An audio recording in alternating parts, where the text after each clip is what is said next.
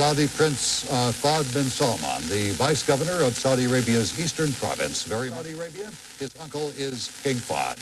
Your Majesty, thank you for joining us. You're welcome. Anytime.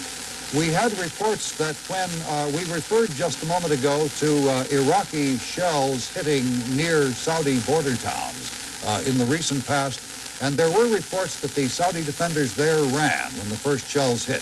Can you elaborate on that?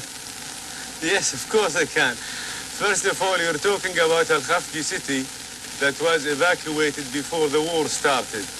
And there are no soldiers there as far as soldiers are concerned, mainly civil workers. And they were asked to leave at the last minute when as you know, the Iraqis started shelling the place, and they only managed to hit one oil half-empty tank, that's all. Not even, they couldn't even hit parts of the cities, except maybe part of a mosque that they have managed to hit. But no one ran away except those whom we asked to leave, and they left immediately under the circumstances.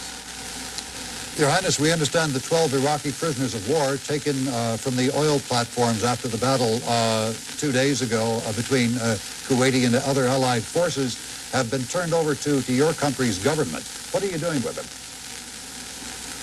Well, this is up to the military, but definitely they will be treated according to the Geneva, agreement, and they won't be harshly treated or anything like that.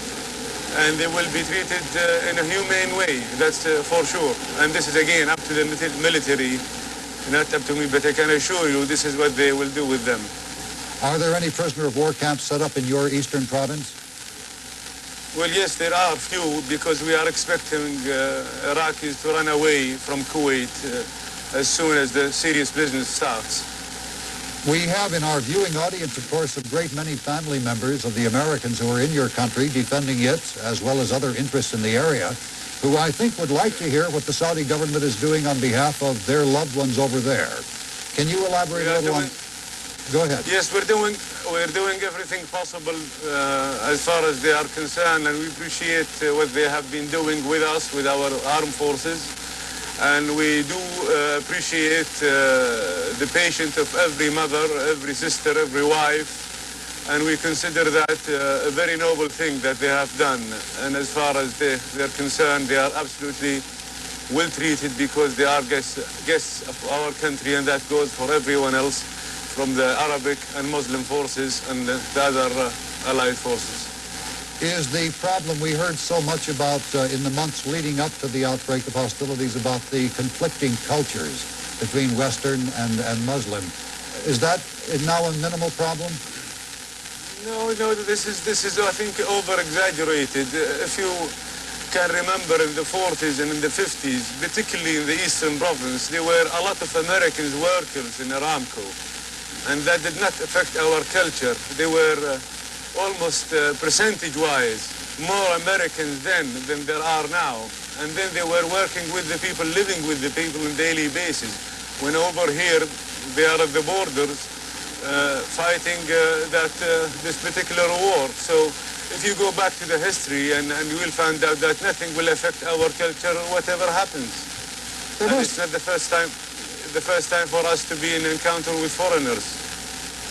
There must, Your Majesty, be a great deal of stress being put on your eastern province's infrastructure. And I'm thinking about water supplies, other kinds of transportation, logistics, and so on, with this tremendous influx of people. How are you holding up?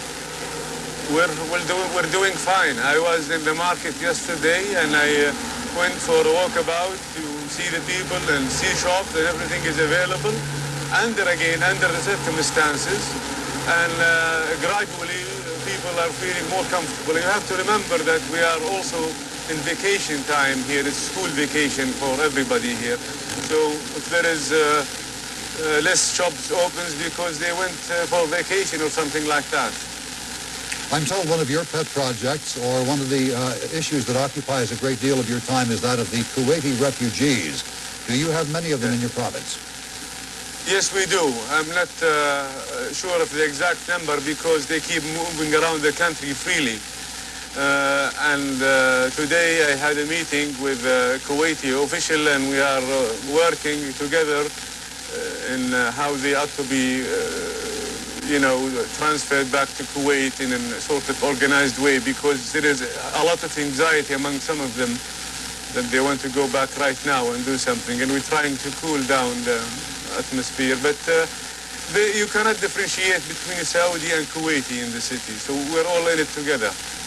Would you elaborate on that just a little bit? You say some Kuwaitis want to go back to Kuwait. Do they want to go back as a fighting force, or just return to their country and do something? No, return their country. They think that everything is finished, and you must understand that not everybody is understanding what is going on. So they are holding and watching and holding their breath, and they are so excited beyond anybody's imagination. How much information have you gotten from inside Kuwait since the fighting started?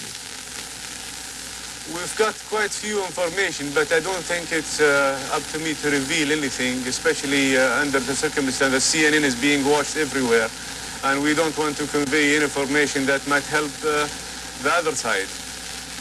Let me ask you this. I have to press you on this point just a little bit. Any sign of any softening of the Iraqi occupiers of that country? Hopefully, yes. Hopefully, yes. I get my information from CNN. I hope you won't give them more information as well. We have not reported anything about any softening of the Iraqis there, sir. I was just asking you. There is a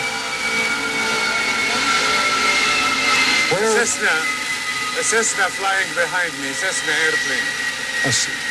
You say a Cessna? Yes. It does not sound like any of the Cessnas that I've seen. Where are you located, Your Majesty? I'm not Your Majesty, by the way. I am... I'm sorry, Your Highness. Yes. Yes. I am located at your studios outside, outdoor studios. All right. Thank you for talking with us. Is there anything... Anytime. Is there anything you'd like to add, first of all?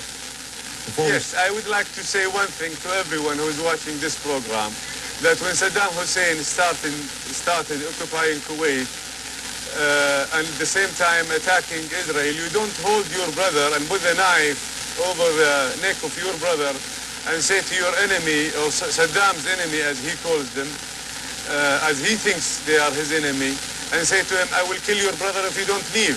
The enemy will say to you, kill your brother regardless what happens.